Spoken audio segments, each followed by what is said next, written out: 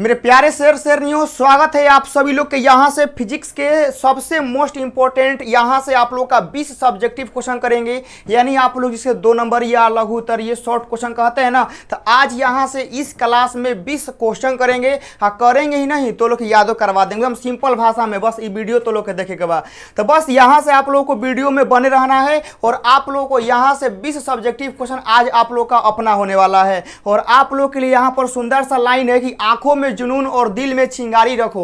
आंखों में जुनून और दिल में चिंगारी रखो, अगर जीना है तो तरकीबें बहुत सारी रखो। राह के पत्थर तो कुछ भी नहीं है, ये राह के पत्थर तो कुछ भी नहीं है।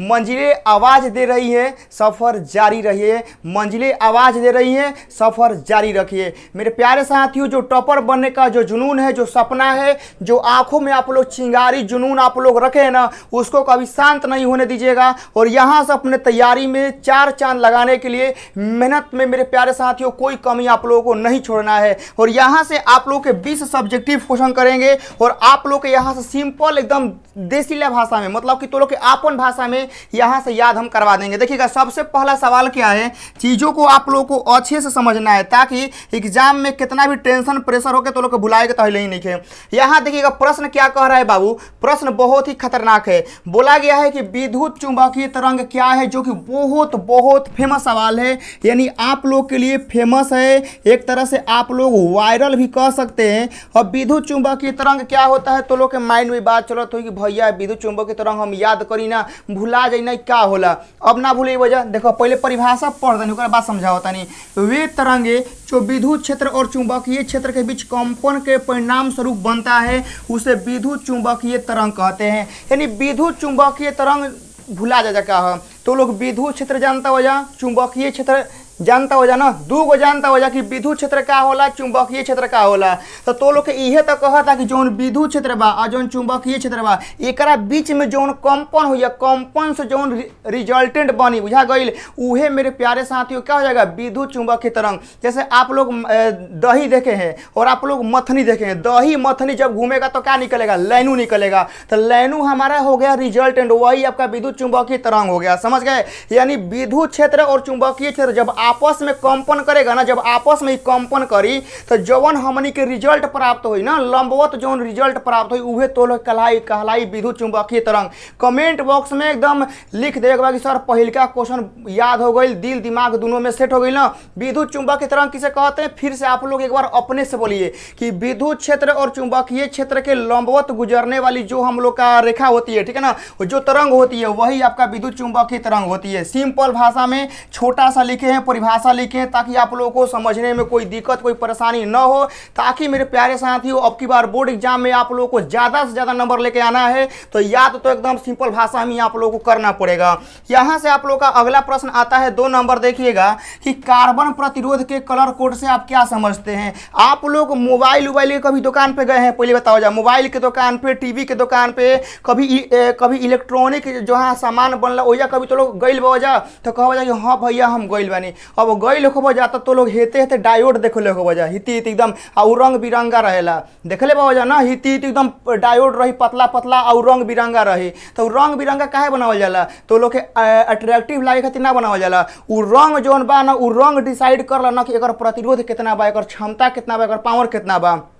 क्योंकि फैक्ट्री में तो बहुत सारे बनते हैं, ठीक है ना, फैक्ट्री में डायोड बहुत सारे बनेंगे और वो हुती छोटी छोटी है, लिखेबो करेगा तो मिट्टी जाएगा, पतो नहीं चलेगा। तो ओकरा के हम लोग क्या बोलते हैं, रंग से डिजाइन करते हैं ताकि वह रंग से पता चल जाएगा कि हाँ इसका प्रतिरोध इतना है, इसका क्षमता इतना है, पावर इतना है। तो कभी कभी तो लोग हम फोटो नहीं खिलाई, लेकिन तो लोग कभी ऐसे देख ले बजा के ऐसे रहेला ना, ऐसे तो लोग ऐसे ऐसे पूरा मतलब एगो पूरा ऐसे पटिका रही, एक ऐसे से रंग लगावल रही, बुझा गई। कभी हम फोटो ला के दिखा दें, लेकिन तो लोग हिती डायोड देखले हो जो रंग बिरंगा होखेला, तो लोग हमनी के लाइट में होखेला, जो हमनी के घर में लाइट बरला चार्ज होखे वाला ओकर किट में रहेला, मोबाइल के किट में, मतलब जितना किट रहेला ना एकरे में रहेला। तो एकरा में हमनी के मेन काम होता है ना कि प्रतिरोध का बताना, समझ गए ना, कि एकर प्रतिरोध हमारा कितना है। अब देखिए परिभाषा क्या कह रहा है कि इलेक्ट्रॉनिक परिपथ में प्रायः कार्बन प्रतिरोध उपयोग में लाए जाते हैं, ठीक है ना, जिनका प्रतिरोध बहुत ज्यादा परास में बदलता है, अतः इनके प्रतिरोध के मान को प्रदर्शित करने के लिए वर्ण कोड यानी रंग परिपाटी का उपयोग करते हैं। यानी यह कहने का क्वेश्चन मतलब है ना कि मेरे प्यारे साथियों कि आप लोग का जो वह डायोड बनाया गया है ना वह रंगीन काहे बनाया गया है। मेन सिंपल सवाल ये है कि जो डायोड हमनी के बनावल गई वो रंगीन काहे बनावल गई। रंगीन ए से बनावल गई काहे कि ओकर प्रतिरोध के जानकारी मिले। और मान लो कि हिती बन जाई कोनो ओकर सिंबले ना रही तो कैसे पहचानाई कि एक प्रतिरोध कितना बा, लगावे के कवन तर फिर लाग जी कवन तो फिर खेला हो जी बरियार। तो यही के चलते पहचानने के लिए प्रतिरोध को शो कराने के लिए उसको हम लोग रंगीन बनाते हैं। अब यह दो सवाल हो गया। तीसरा का देखिएगा कि प्रकाश के विवर्तन से आप क्या समझते हैं। प्रकाश के विवर्तन कुछ ना होला तो लोग देख ले हो वजह कि एरोप्लेन के इमेज ना बनेला, जोन ऊपर हेलीकॉप्टर उड़ेला सन ओकर इमेज ना बनला। प्रकाश में मतलब जोन आकाश में चिड़िया उड़िए सन पूरा दूर तक ऊपर तक ओकनी के इमेज ना बनला। कभी देखे ले बौजा कौआ के इमेज कभी देखे ले बौजा जमीन पे बनी, चाहे कोनो पक्षी जोन आकाश में उड़िए सन का ओकनी के इमेज देखे ले बौजा धरती पे बनेला ना बनला। का है विवर्तन के कारण। विवर्तन का होता है ना देखिएगा, मान लीजिए कि मेरे पास यह है वो कॉपी है, किताब है, ठीक है ना। क्या है यह किताब है। जब ऊपर से प्रकाश आएगा ना देखिए, जो ऊपर से प्रकाश आएगा तो देखिएगा ऊपर से प्रकाश ऐसे आएगा, देखिए इधर से आएगा ऐसे तो यहाँ आ गया, इधर से प्रकाश जब आएगा तो यहाँ पर आएगा। जैसे आप लोग का यहाँ पर एगो मान लेते हैं कि सतह हो गया, एगो हम लोग का एने से एने गया और एगो हम लोग का एने से एने जाएगा, तो बस यहाँ पर मिल जाएगा। तो यहाँ पर इमेज नहीं बन जाएगा। प्रकाश की किरण जब मिल जाएगी तो हमारा इमेज नहीं बनेगा। तो ऐसे जब आता है ना देखिएगा, जैसे हम यहाँ पर खड़ा है समझ गए ना, तो मेरा इमेज यहाँ पर बन रहा है, पीछे आप लोग का बन रहा होगा। और थोड़ा सा हम ऐसा आ जाएंगे तो प्रकाश को जब इधर से लाइट मारेंगे ना तो प्रकाश यहाँ पर दिख जाएगा, तो हम लोग का इमेज नहीं बनेगा। तो विवर्तन क्या करता है ना कि आपका तीखे कोर से मुड़ जाएगा, समझ गए, तीखे कोर से। जैसे मेरे पास यह रिमोट है, ठीक है ना, मेरे पास यह रिमोट है, तो हेने से देखिएगा हमारे पास मान लीजिए कि एने से ऐसे लाइट आएगा, ऐसे किरण आएगा यहाँ पर देखिएगा, यह हो गया ना, ऐसे किरण यहाँ पर आएगा और फिर एने से आएगा इधर, तो यहाँ पर मिल जाएगा, तो हम लोग का इमेज नहीं बनेगा। तो विवर्तन होता है ना कि प्रकाश का जो किरण होता है वह तीखा कोर से मुड़ जाएगा, तीखा कोर से, समझ गए, तीखा कोर से मुड़ जाएगा, वही आपका होता है विवर्तन। बोलिए एक बार कमेंट बॉक्स में कि ये भैया जी हमनी के समझ में आ गई विवर्तन का वाला। विवर्तन का वाला बाबू लोग प्रकाश के तीखे कोर से मुड़ने की घटना को विवर्तन कहते हैं। कमेंट बॉक्स में लिखना होगा कि हाँ सर जी समझ में आ गई, एकदम समझ में आवे के चाहिए। तो प्रकाश के विवर्तन हम लोग का हो गया। और यहाँ पर लिखे क्या है कि जब अवरोधक के किनारों से होकर जाने वाली प्रकाश की किरणें जब मुड़ जाती है तो अवरोधक के किनारों से प्रकाश के मुड़ने की घटना, ठीक है ना, अवरोधक के किनारों तीक्ष्ण कोना मुड़ने की घटना क्या कहलाती है बाबू, विवर्तन हम लोग की कहलाती है। अब यहाँ से आगे चलते हैं। चौथा नंबर, पृथ्वी के चुंबकीय तत्वों से क्या समझते हैं। पृथ्वी के चुंबकीय तत्व मतलब क्या, मान लीजिए कि मेरे प्यारे साथियों चुंबक के पास कौन कौन तत्व है तो वही लिखना है। जैसे देखिएगा हम लोग का दिक् अनुपात हो गया, नति या नमन कोण हो गया, पृथ्वी के चुंबकीय क्षेत्र का क्षैतिज घटक हो गया, खत्म कहानी। तीन गो आप लोग का यही याद रखना है, नति कोण, नमन कोण और आप लोग का मेरे प्यारे साथियों दिक् अनुपात और पृथ्वी का क्षैतिज घटक का। तीन गो आप लोगों से नहीं याद होगा भाई, क्या आप लोग क्या आप लोगों से तीन गो नहीं याद होगा। पृथ्वी के जो चुंबकीय तत्व होता है कै गो, तीन गो, दिक् अनुपात, नति या नमन कोण, पृथ्वी के चुंबकीय क्षेत्र का क्षैतिज घटक, तीन गो कहानी है, बस यही तीन गो याद रखना है। यहाँ पर हो गया ना। अगला प्रश्न हम लोग आगे चलते हैं। बोला गया है देखिएगा यह इंग्लिश मीडियम में, आप लोग इसको लिख लीजिएगा, बाकी सारा पीडीएफ आप लोगों को एप्लीकेशन पर चल जाएगा। यहाँ देखिएगा 5वां नंबर है बाबू लोग। बोला गया है ना कि बोर के अस्थायी कक्षा से आप लोग क्या समझते हैं। देखिए बोर जो वैज्ञानिक थे ना वह क्या बोले कि इनके अनुसार, ठीक है ना, जो इलेक्ट्रॉन था वह बिना ऊर्जा के उत्सर्जित किए हुए कुछ निश्चित कक्षाओं में हमारा घूमता है, जिन्हें बोर की अस्थायी कक्षा कहते हैं। देखिए बोर जो वैज्ञानिक थे ना यह अपना कुछ सिद्धांत देते हैं, कुछ अपना मेरे प्यारे साथियों जो होता है ना थ्योरी प्रैक्टिकल, कुछ अपना रिजल्टेंट, कुछ अपना लॉजिक कंसेप्ट देते हैं कि जो इलेक्ट्रॉन होता है ना, जो इलेक्ट्रॉन यह बिना ऊर्जा उत्सर्जित किए मतलब बिना ऊर्जा को रिलीज किए हुए कुछ निश्चित कक्षाओं में घूमते रहता है, तो उसे अस्थायी कक्षा कहते हैं। यानी मेरे प्यारे साथियों देखिएगा एक आपका परमानेंट घर होता है, समझ गए ना, परमानेंट घर होता है कि उस घर में आप लोग का कोई खर्चा उससे देखिएगा। जैसे हम लोग का गाँव का घर हो गया, परमानेंट घर हो गया, परमानेंट हम लोग गाँव जाएंगे तो क्या हम लोग का रहने का खर्चा लगेगा, नहीं लगेगा ना। लेकिन वही गांव का घर हम लोग छोड़ के हम लोग शहर में रहेंगे तो किराया देना पड़ेगा, पैसा देना पड़ेगा। तो वही बोले ना कि बोर जो थे वो बोले ना कि इलेक्ट्रॉन के पास कुछ ऐसा ऑर्बिटल होता है ना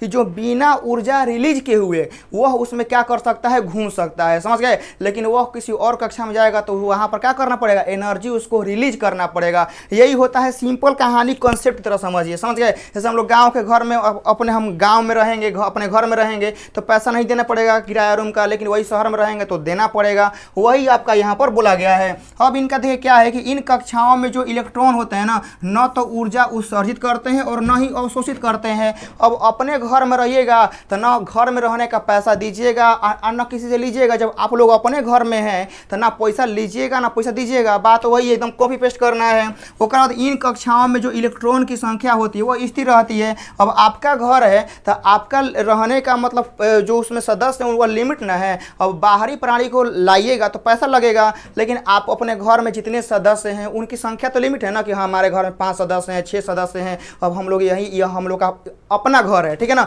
वही यहाँ पर समझाया जा रहा है। फिर इन कक्षाओं से जो इलेक्ट्रॉन का त्वरण होता है वो शून्य होता है। फिर इन कक्षाओं में जो इलेक्ट्रॉन की ऊर्जाएं होती हैं वो स्थिर रहती हैं। यही आप लोग का सिंपल चीज़ है जो कि आप लोग को याद रखना है। 1-2 बार आप लोग प्रैक्टिस करिएगा, याद हो जाएगा।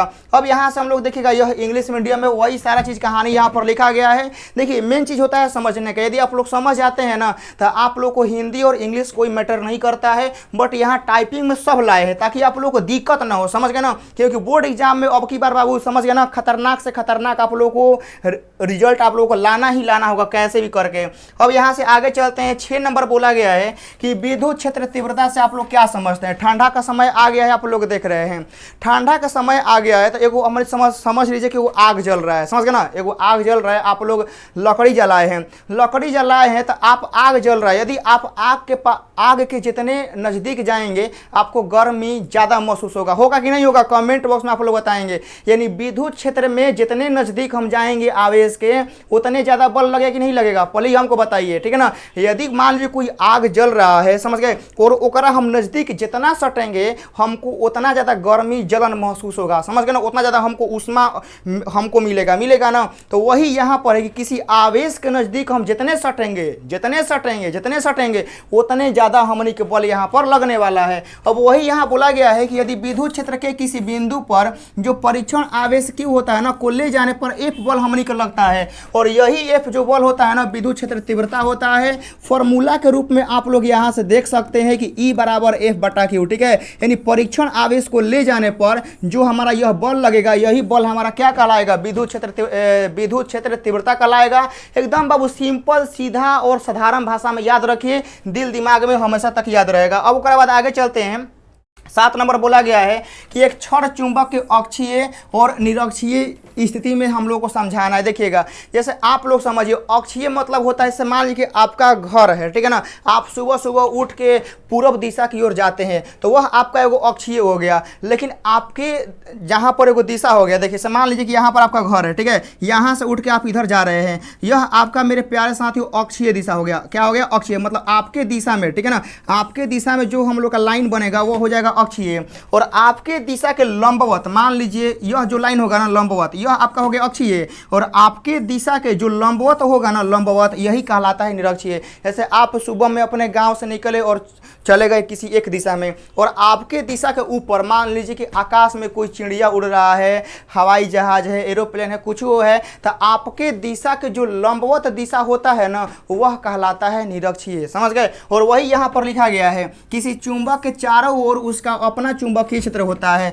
अब चुंबक है तो उसके चारों तरफ अपना क्षेत्र होगा ना। जैसे देखिएगा कि मेरे प्यारे साथियों आग लगता है, ठीक है, चाहे आग जलता है तो उसका अपना एरिया होता है। यहाँ पर बल्ब हमारा जल रही थी तो बल्ब जल रहा है तो इसका हमारा अपना एरिया है, समझ गए ना। वही यहाँ पर बोला जा रहा है कि किसी चुंबक का अपना चुंबकीय क्षेत्र होता है। इस क्षेत्र में चुंबक के सापेक्ष 2 विशिष्ट बिंदुओं की जो स्थितियाँ होती है उसकी मानक स्थितियाँ हम लोग कहते हैं। इनके एक ही स्थिति चुंबक के अक्ष पर होती है जिसे अक्षीय स्थिति कहते हैं, और दूसरा मानक स्थिति जो होता है ना चुंबक, देखिए चुंबक के लंबाई के लंबवत, ठीक है ना, लंबवत समद्विभाजक पर होती है, उसे निरक्षीय हम लोग कहते हैं, समझ गए। यानी आप लोग यहाँ से ऐसे समझ सकते हैं कि हमारा एगो यहाँ पर ये चुंबक हो गया, समझ गए, यहाँ पर हमारा -m हो गया, यहाँ पर हमारा +m हो गया। तो ये वाला, ठीक है ना, ये वाला ये दोनों को मिलाने वाली जो रेखा होगा, ठीक है ना, ये दोनों को मिलाने वाली जो रेखा होगा यह रेखा हमारा होता है अक्षीय। ई रेखा के लंब समद्विभाजक मतलब ई वाला, ठीक है ना, ई वाला हमनी को होता है निरक्षीय। बताइए क्या आप लोगों को समझ में आ गया? कमेंट बॉक्स में दिखना चाहिए कि हाँ भैया समझ में आ गया है। यहाँ से कोई कोई दिक्कत कोई समस्या आप लोगों को नहीं है। अब यहाँ से आगे चलते हैं, देखिएगा 7 हो गया ना। 7 के बाद यह आपका पूरा यहाँ पर लिख दिए हैं कि कौन अक्षीय होता है कौन निरक्षीय होता है, आप लोग अच्छे से इसको नोट्स करेंगे। अब यहाँ से अगला प्रश्न आता है 8वां नंबर कि आवेश संरक्षण सिद्धांत क्या है। अब मेरे प्यारे साथियों, आवेश देखिए हमनी के पास इतना मतलब पावर है ना कि बस पैसा का लेन देन कर सकते हैं। क्या आप लोग पैसा छाप सकते हैं? बिहार सरकार तिहाड़ जेल ठिका देगा आप लोगों को, समझ गए ना। पैसा आप लोग नहीं छाप सकते हैं, समझ गए ना। बस भारत सरकार के पास जो पैसा है आप हमको दीजिएगा, हम आपको देंगे, बस यही कर सकते हैं। पैसा का लेन देन कर सकते हैं, पैसा हम लोग नहीं छाप सकते हैं बाबू, समझ गए ना। वही कहानी होता है आवेश में। आवेश हम लोग बना नहीं सकते हैं, ठीक है ना। हम लोग सिर्फ क्या कर सकते हैं कि किसी वस्तु में आवेश रहेगा तो 5 गो तहारा के दे दें ना, तो 5 गो हम ले लें, बस इतने कर सकते हैं। इतने पावर बा हमारे पास, बुझा गई कि बस आवेश के लेन देन ट्रांसफर कर सकते हैं। जा बनावे का हमारे पास पावर नहीं है, बनबे ना करी। वही यहाँ पर है कि आवेश कंजर्व होता है। तो अब बताइए, भारत सरकार जो पैसा छापा है वह फिक्स है, उसका एगो मतलब डाटा है कि हाँ हमारे पास इतना पैसा। मान लीजिए कि भारत सरकार भी छाप रहा है, इन्हें हम वो छाप रहे हैं, तो फिर बाबू धोखा हो जाएगा ना, धोखा हो जाएगा। फिर मालूम चलेगा कि भारत में तो इतना पैसा छपाया है, इतना पैसा कहाँ से आ गया, तो फिर दिक्कत हो जाएगा। तो पैसा छापने का पावर हम लोगों के पास नहीं है, बस जो आएगा आप लोग हमको आपको बस यही करना है, ठीक है ना, लेन देन करना है। तो आवेश संरक्षण सिद्धांत में यही होता है कि जो किसी भी वस्तु का कुल आवेश रहता है वो फिक्स रहता है, नियत रहता है। बस क्या कर सकते हैं, तो लेन देन ट्रांसफर कर सकते हैं, इसके सिवा कुछ नहीं कर सकते हैं। अब यहाँ पर आगे चलते हैं 9 नंबर, ऊंचाई ट्रांसफार्मर का उपयोग बताइए। 1 नंबर ये क्लास में आप लोग को याद है, बताइए। ये 2 नंबर ये में देख के आप लोग का बदनामी कर रहा है, बताइए कर रहा है कि नहीं कर रहा है। हम लोग 1 नंबरिया में ऊंचाई अपचाई ट्रांसफार्मर, हमनी के 1 नंबरिया का जो क्लास होता है ना वो 1 नंबरिया नहीं होता है, नाम खाली रहता है 1 नंबरिया, लेकिन वह 2 नंबरिया 5 नंबरिया सब के लिए रहता है। यहाँ ऊंचाई में क्या पढ़ाए थे आप ही लोग सोचिए अपने मन में क्या पढ़ाए थे।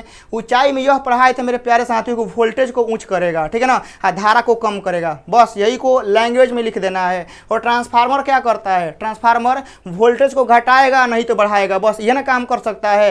तो ट्रांसफार्मर का काम है वोल्टेज को घटाना नहीं तो बढ़ाना। अब ऊंचाई ट्रांसफार्मर होता है इसी वोल्टेज को बढ़ाएगा, बस इसी को लैंग्वेज में छाप देना है। यहाँ देखिए लिखा हुआ है कि ट्रांसफार्मर वह उपकरण है जिसकी सहायता से प्रतिवर्ती विद्युत वाहक बल विद्युत शक्ति को बिना नष्ट किए हुए बढ़ाया या घटाया जा सकता है। यह विद्युत चुंबकीय प्रेरण के सिद्धांत पर होता है। अब यहाँ देखिए ऊंचाई ट्रांसफार्मर के द्वारा निम्न वोल्टेज वाली प्रबल प्रतिवर्ती धारा को उच्च वोल्टेज वाली, ठीक है ना, निम्न धारा में हम लोग बदलते हैं। यही तो आप लोग को याद, बताइए। अब इसमें क्या हम बताएं, बताइएगा।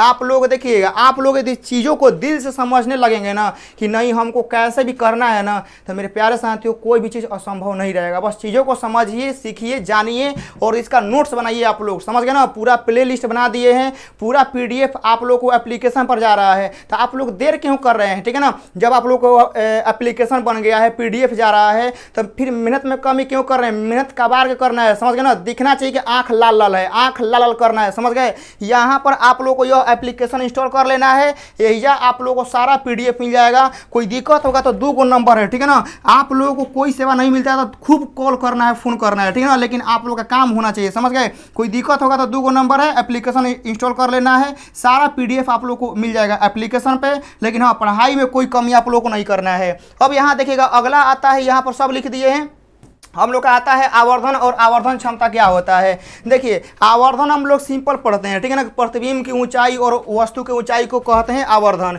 लेकिन आवर्धन क्षमता क्या होता है ना मेरे प्यारे साथियों, हम लोग लेंस उन्स में यूज करते हैं, समझ गए ना। यहाँ देखिएगा हम लोग का जो आवर्धन होता है वह रेखीय होता है, लेकिन आवर्धन क्षमता जो होता है ना यह कोणीय आवर्धन होता है। सबसे पहला देखिए जो अंतर करते हैं ना वह सेम कैटेगरी में करते हैं। हम करिया हैं और आप लोग गोर हैं, तो यह हो गया अंतर, ना कि हम अमीर हैं और आप लोग गरीब है, चाहे हम गरीब हैं आप लोग अमीर हैं, ये भी हो जाएगा। लेकिन ये नहीं ना कि आप लोग गोर हैं और हम अमीर हैं, ये अंतर नहीं होगा, समझ गए। अंतर होता है सेम कैटेगरी में, तुलना होता है, ठीक है ना, कि हाँ मेरे पास ये है तो आपके पास है कि नहीं, समझ गए। जैसे हम 6 फीट है का लंबा इंसान है और आप लोग 4 फीट के हैं, ये हो गया लंबाई में तुलना। फिर पैसा में, फिर रंग रूप में, कलर में, सेम चीज़ में तुलना होता है। तो आप लोग जब तुलना करेंगे तो ध्यान इस बात को रखिएगा कि आप लोग जो 1 नंबर में ये लिखेंगे एकरे से रिलेटेड आप लोग को लिखना है, जैसे यह रेखीय मतलब रेखीय है तो यह कोणीय है। एकर रेखीय आवर्धन का फॉर्मूला भी बटा यू होता है तो एक डी बटा यू होता है। फिर यहाँ देखिए रेखीय आवर्धन का जो मान होता है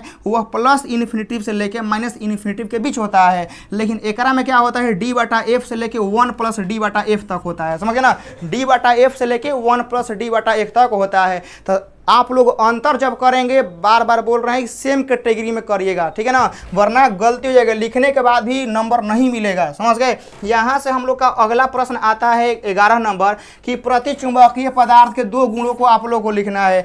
प्रतिचुंबकीय पदार्थ क्या होता है, देखिएगा प्रतिचुंबकीय जो पदार्थ होता है यह ठोस, द्रव, गैस तीनों अवस्था में होता है, ऑलराउंडर है बाबू। समझ गए ना, प्रतिचुंबकीय समझिएगा कि ऑलराउंडर है। यह ऐसा होता है कि ठोस, द्रव, गैस सब में होगा। देखिएगा एंटीमनी, बिस्मथ, चांदी, तांबा, जास्ता, सीसा, सोना, जल, एल्कोहल, हाइड्रोजन, हवा, हीलियम एवं अन्य निष्क्रिय गैस हम लोग का हो जाएगा। तो प्रतिचुंबकीय क्या है, ऑलराउंडर है, सब में रहेगा। एग्जाम्पल इतना लिख दिए हैं कि एग्जाम में 3-4 को तो याद रहबे करेगा। अब यहाँ देखिए चुंबकीय क्षेत्र के तीव्र भाग में से इन पर मंद विकर्षण होता है, मतलब थोड़ा सा कम इसमें रिपल्सन की भावना होती है। अब यहाँ से हम लोग आगे चलते हैं। देखिएगा हो गया 12 नंबर, फ्लेमिंग के बाएं हाथ का नियम क्या होता है। फ्लेमिंग का बाएं हाथ का नियम में मेरे प्यारे साथियों आप लोगों को पढ़ाए थे कोर्स में और बताए भी थे, यह आप लोग के लिए बहुत इंपॉर्टेंट है। अब यहाँ देखिए पढ़ते हैं, किसी चुंबकीय क्षेत्र द्वारा धारावाही चालक पर क्रियाशील बल की दिशा फ्लेमिंग के बाएं हाथ के नियम से ज्ञात करते हैं। अब देखिएगा किसी धारावाही, मान लीजिए कोनो चुंबकीय क्षेत्र में कोई चालक तार रखा हुआ है, ठीक है ना, किसी चुंबकीय क्षेत्र में कोई धारावाही चालक तार रखा हुआ है तो उसमें करंट का प्रवाह होगा। अब करंट का प्रवाह होगा तो करंट का दिशा ज्ञात करना होता है ना। देखिए जो विद्युत धारा होता है, तो अब कहेगा सर विद्युत धारा तो हमने को अदिश राशि होता है और अदिश में तो दिशा नहीं होता है ना। नहीं, देखिए कोई भी चीज़ को सदिश होने के लिए 3 चीज़ चाहिए, परिमाण, दिशा और त्रिभुज के जोग नियम का पालन करना चाहिए। लेकिन आप लोग का धारा जो होता है ना, धारा में परिमाण भी होता है, धारा का दिशा भी होता है, लेकिन यह त्रिभुज के जोग नियम का पालन नहीं करता है, जिसके वजह से हम लोग इसको अदिश के कैटेगरी में रखते हैं। तो कोई चुंबकीय क्षेत्र में धारावाही तार रखे हैं, यदि ओकरा में हम करंट प्रवाह कर रहे हैं, तो प्यारे साथी जब करंट हम लोग प्रवाहित कर रहे हैं ना, तो आप लोग को उसके दिशा ज्ञात करने के लिए हम लोग फ्लेमिंग के बाएं हाथ का नियम का यूज करते हैं, जो लिखा गया है कि बाएं हाथ का जो अंगूठा होता है, तर्जनी होता है, जो मध्यमा होता है। देखिए अंगूठा मतलब यह हो गया और हम लोग का तर्जनी है हो गया और मध्यमा हम लोग का यह हो गया। बोला गया है कि जो परस्पर लंबवत होते हैं, मतलब देखिए परस्पर आप लोग को ऐसे करना है, समझ गए। देखिएगा ऐसे परस्पर आप लोग को ऐसे एकदम जो होता है ना, एकदम तीनों, देखिए हयो लंबवत है, यो लंबवत है, हयो लंबवत है। जब यह हम लोग का लंबवत हो जाएगा तो बोला गया है कि अंगुली से, देखिएगा बोला गया है कि यदि मध्य की अंगुली से धारा आई, ठीक है ना, मध्य की जो अंगुली होती है उसे धारा आई को और दिशा, और जो तर्जनी होता है उसे चुंबकीय क्षेत्र को हम लोग क्या करते हैं, सूचित करते हैं। और जो हम लोग का अंगूठा रहता है, ई वाला अंगूठा, ठीक है ना, ई वाला जो अंगूठा रहता है यह हम लोग का बल का दिशा शो करता है। बस यही तो आप लोगों को लिख देना है, 2 नंबर मिल जाएगा। अब यहाँ से आगे चलते हैं। बोला गया है कि प्रेरणिक प्रतिघात क्या होता है। अब मेरे प्यारे साथियों प्रेरणिक मतलब क्या कि कौनो एगो परिपथ है, ओकरा में प्रेरकत्व लगा है, तो प्रेरकत्व के कारण जो प्रतिरोध होगा वह प्रेरणिक प्रतिघात होगा। बोलिए समझ में आया, समझ में आया जी। जल्दी से कमेंट बॉक्स में बोलिएगा कि सर प्रेरणिक प्रतिघात क्या होता है। तो ऐसा प्रतिघात जवन किसी परिपथ में प्रेरकत्व के द्वारा उत्पन्न होता है उसे हम लोग प्रेरणिक प्रतिघात कहते हैं। सिंपल चीज़ों को ओकरे में लपेट के याद करिए, समझ गए ना, अलग से याद करिएगा, भूलिएगा, चीज़ों को समझिए, सीखिए कि हाँ वह क्या होता है। हो गया, खत्म हो गया, एक ही बार में कहानी स्वाहा हो गया। अब यहाँ देखिए एक्स एल बराबर हम लोग का ओमेगा एल होता है, और ओमेगा का जो फॉर्मूला होता है 2πn हो जाएगा और यहाँ पर एल हो जाएगा। यह आप लोग का हो गया। अब इसके बाद हम लोग आगे चलते हैं 14 नंबर, अर्धचालक क्या होता है। बीच बीच में आप लोग समझ लीजिए, एगो चालक होता है जो नाम पूरा लाइन जाएगा हरा हरा, एगो अर्धचालक सॉरी एगो चालक होता है जो नाम हरा हरा लाइन जाएगा, एगो होता है कुचालक जो नाम लाइन नहीं मारेगा, समझ गए। एगो होता है बीच बीच आवा, समझ गए ना, मतलब आधवा करंट जाएगा आधवा नहीं जाएगा, समझ गए। मतलब कि समझिएगा कि चालक और कुचालक के बीच में जो पदार्थ रहता है ना उसे हम लोग अर्धचालक हम लोग कहते हैं। ऐसे आप लोग यहाँ देख सकते हैं कि वे पदार्थ जिनकी विद्युत चालकता चालक जैसे तांबा और किंतु अचालकों जैसे हम लोग का कांच हो गया, इसके बीच में होती है, ठीक है ना। चालक और अचालकों के अधिक नहीं होती है, बीच में, ठीक है ना, चालक से कम, अच्छा सॉरी सही लिखा हुआ है, ठीक है ना। यहाँ देखिए चालक बोला गया है कि चालक से कम और लेकिन अचालक से अधिक होती है, उसे हम लोग अर्धचालक कहते हैं। मतलब समझिए चालक और अर्धचालक के बीच में, समझ गए ना। ऐसे देखिएगा क्या होता है, कोनो कोनो बच्चा पढ़ने में बहुत तेज होता है, कोनो कोनो बच्चा पढ़ने में बहुत तेज होता है, कोनो कोनो बच्चा साफ नहीं पढ़ता है, हाँ कोनो कोनो होता है बीच बीच में होता है। मतलब ज़्यादा तो वो पढ़ने का कैपेसिटी नहीं है, मतलब 1-2 घंटा पढ़ लेगा तो वही है, समझ गए ना। और चालक मतलब तीन तीन लाइन जाएगा। अब यहाँ पर देखिएगा हम लोग आगे बढ़ते हैं। अन्योन्य प्रेरण क्या होता है, देखिए एगो होता है स्व प्रेरण, एगो होता है अन्योन्य प्रेरण। जैसे देखिएगा आपके घर में मान लीजिए कि आपके घर में ट्रैक्टर किन के आया नया, समझ गए ना, आपके घर में एगो नया ट्रैक्टर किन के आया और आपका गोतिया वाला आपसे जलने लगेगा, यह हो गया अन्योन्य प्रेरण, समझ गए ना। यानी पैसा, देखिए प्रोग्रेस आपका हुआ, पैसा खर्चा आपका हुआ, सामान जो है घर में गाड़ी घोड़ा किन के आपके घर में आया, लेकिन वह प्रोग्रेस देख के दूसरे के घर में जलन होने लगा, उसका टेंशन माथा खराब है, समझ गए, तो वह आपका हो जाएगा अन्योन्य प्रेरण। मतलब किसी एक प्रेरण कुंडली में धारा प्रवाह हो रहा है, तो किसी एक प्रेरण कुंडली में धारा प्रवाह हो रहा है तो उसमें धारा प्रवाह होने के कारण दूसरा का कुंडली में क्या हो गया, हम लोग का प्रेरित विद्युत वाहक बल उत्पन्न हो गया, जिससे हम लोग अन्योन्य प्रेरण कहते हैं। वही आप लोगों का सिंपल परिभाषा में लिखा है, आप लोग लिखते रहेंगे। अब यहाँ देखिए 16 नंबर प्रकाश वर्ष क्या होता है। प्रकाश वर्ष एगो दूरी का मात्रा होता है। जैसे देखिएगा हम लोग अपना आप लोग स्कूल से कोचिंग, घर से कोचिंग नापने के लिए हम लोग दूरी यानी मीटर का पैमाना यूज करते हैं, लेकिन याद रखिएगा कि जो खगोलीय जो अंतरिक्ष में दूरी हम लोग मापेंगे तब वो बहुत दिक्कत हो जाएगा, समझ गए ना। अंतरिक्ष में जो आप लोग यहाँ से हम लोग चांद को देखते हैं ना, यहाँ से हम लोग चांद को सूर्य को देखते हैं, तो आपको क्या लगता है कि 50-100 किलोमीटर पर क्या आप लोग का है चांद और सूरज, यह इतना दूर है, इतना दूर है, इतना दूर है बाबू, ठीक है ना, कि आप लोग सोच भी नहीं सकते हैं। आप लोग जो तारे दिखते हैं, तारे तो और ही दूर है, समझ गए ना।